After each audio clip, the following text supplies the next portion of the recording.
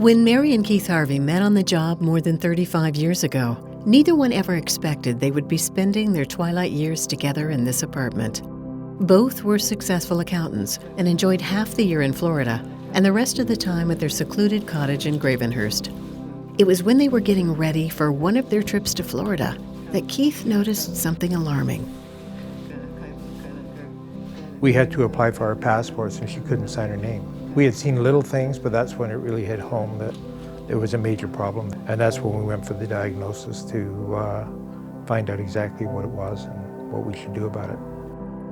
Mary was diagnosed with Lewy Body dementia. Some of the side effects of the disease are hallucinations, anger, paranoia, and the threatening potential of going missing. Keith sought advice from the Alzheimer Society and researched ways to keep her safe. But one night at their cottage in Gravenhurst, Mary went for a long and dangerous walk. Mary had laid down for a little nap in the back, which is where our bedroom is, and I had checked on her sort of every hour on the hour, and then I went about 5 o'clock and she was gone. The back door was wide open and the cottage is in the middle of nowhere. It is bush, it is wolves, it is bears, it is you name it. And she was gone. Luckily, Keith found Mary walking along the road. A short time later, she was found safe. After that incident, he knew he would have to take better precautions to protect her from going missing again.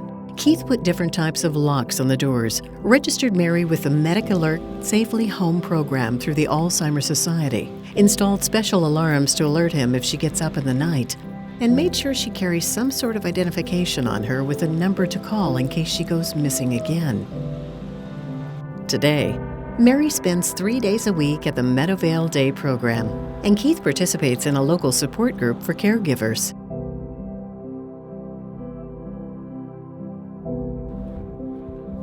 There's a day program run through the Alzheimer Society of Peel, and they are terrific people, very, very helpful. And then I also go to the support group every other week, and that is also very helpful. And you get to talk to the other caregivers and get ideas as to how one should handle the disease and what they're going through. And maybe I can help them with some of the things I've gone through.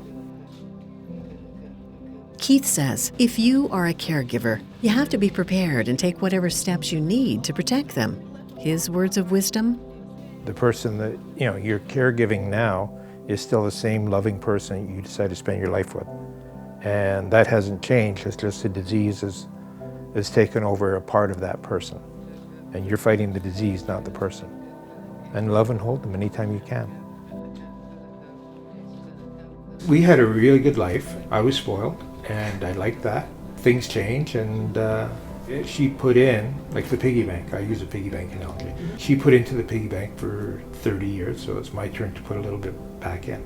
And that's one of the reasons I'm not ready to let her go.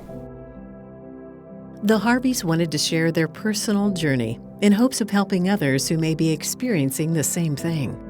If you or someone you care about has dementia, don't hesitate. Call your local Alzheimer Society today to find out how you can make a plan to keep them safe. 3 out of 5 people with dementia will go missing at some point, often without warning. They risk serious injury or death.